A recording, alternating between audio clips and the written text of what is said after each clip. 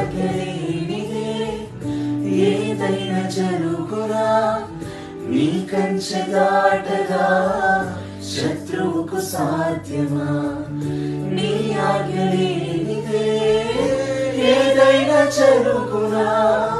నీ కంచె దాటగా శత్రువుకు సాధ్యమా మా దేవా నీవే మాతోనుంటే అంతే చాలును